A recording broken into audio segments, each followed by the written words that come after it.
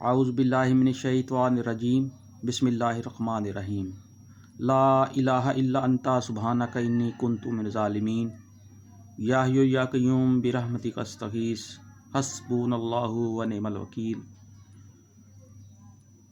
میرے دوستو، حضرت ابراہیم علیہ السلام اور حضرت لوط علیہ السلام کا واقعہ قرآن پاک میں بڑی ڈیٹیل کے ساتھ ہے، ملاحظہ فرمائیے۔ اور دیکھو، ابراہیم علیہ السلام کے پاس ہمارے فرشتے خوشخبری کے لیے پہنچے۔ کہا تم پر سلام ہو۔ ابراہیم نے جواب دیا تم پر بھی سلام ہو۔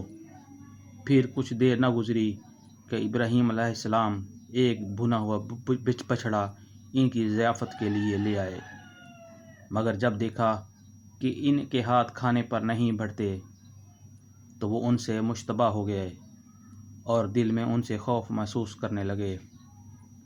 انہوں نے کہا ڈرو نہیں، ہم تو لوط علیہ السلام کی قوم کی طرف بھیجے گئے ہیں۔ ابراہیم علیہ السلام کی بیوی بھی کھڑی ہوئی تھی، وہ یہ سن کر ہنس دی۔ پھر ہم نے اس کو اسحاق اور اسحاق کے بعد یعقوب کی خوشخبری دے دی۔ وہ بولی ہائے میری کمبختی کہ اب میرے ہاں اولاد ہوگی، جبکہ میں بڑھیا پھونس ہو گئی اور میرے میاں بھی بوڑھے ہو چکے۔ یہ تو بڑی عجیب بات ہے۔ فرشتوں نے کہا اللہ کے حکم پر تعجب کرتی ہو ابراہیم علیہ السلام کے گھر والوں، تم لوگوں پر تو اللہ کی رحمت اور اس کی برکتیں ہیں، اور یقیناً اللہ نہایت قابل تعریف اور بڑی شان والا ہے۔ پھر جب ابراہیم علیہ السلام کی گھبراہٹ دور ہو گئی اور اولاد کی بشارت سے اس کا دل خوش ہو گیا تو اس نے قوم لوط کے معاملہ میں ہم سے جھگڑا شروع کیا۔ حقیقت میں ابراہیم بڑا حلیم اور نرم دل آدمی تھا اور ہر حال میں ہماری طرف رجوع کرتا ہے۔ آخر کار ہمارے فرشتوں نے اس سے کہا اے ابراہیم علیہ السلام، اس سے باز آ جاؤ، تمہارے رب کا حکم ہو چکا ہے اور اب ان لوگوں پر وہ عذاب آ کر رہے گا جو کسی کے پھیرے نہیں پھر سکتا۔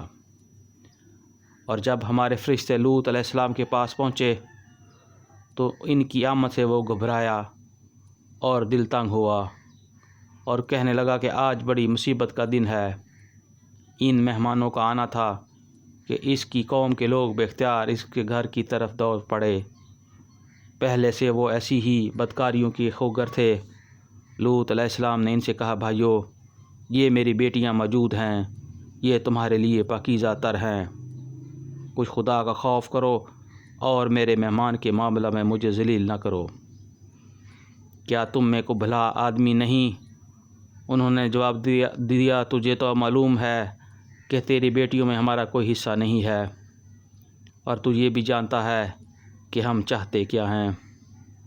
لوط علیہ السلام نے کہا کاش میرے پاس اتنی طاقت ہوتی کہ تمہیں سیدھا کر دیتا، یا کوئی مضبوط سہارا ہی ہوتا کہ اس کی پناہ لیتا۔ تب فرشتوں نے اس سے کہا کہ اے لوط علیہ السلام، ہم تیرے رب کے بھیجے ہوئے فرشتے ہیں، یہ لوگ تیرا کچھ نہ بگاڑ سکیں گے، بس تو کچھ رات رہے اپنے اہل و عیال کو لے کر نکل جا، اور دیکھو تم میں سے کوئی شخص پیچھے پلٹ کر نہ دیکھے، مگر تیری بیوی ساتھ نہیں جائے گی، کیونکہ اس پر بھی وہی کچھ گزرے گا جو ان لوگوں پر گزرنا ہے۔ ان کی تباہی کے لیے صبح کا وقت مقرر ہے، صبح ہوتے ہی اب دیر ہی کتنی ہے۔ پھر جب ہمارا فیصلے کا وقت آ پہنچا تو ہم نے اس بستی کو تلپٹ کر دیا اور اس پر پکی ہوئی مٹی کے پتھر تابڑ توڑ برسائے، جن میں سے ہر پتھر تیرے رب کے ہاں نشان زدہ تھا، اور ظالموں سے یہ سزا کچھ دور نہیں ہے۔ اللہم اجرنی من النار، اللہم اجرنی من النار، اللہم اجرنی من النار، یا حی یا قیوم برحمتک استغیث حسبنا اللہ ونعم الوکیل، یا حی یا قیوم برحمتک استغیث، یا حی یا قیوم برحمتک استغیث۔ اللہ اکبر کبیرہ والحمد للہ کثیرہ وسبحان اللہ بکرۃ و اصیلا۔ صدق اللہ العظیم.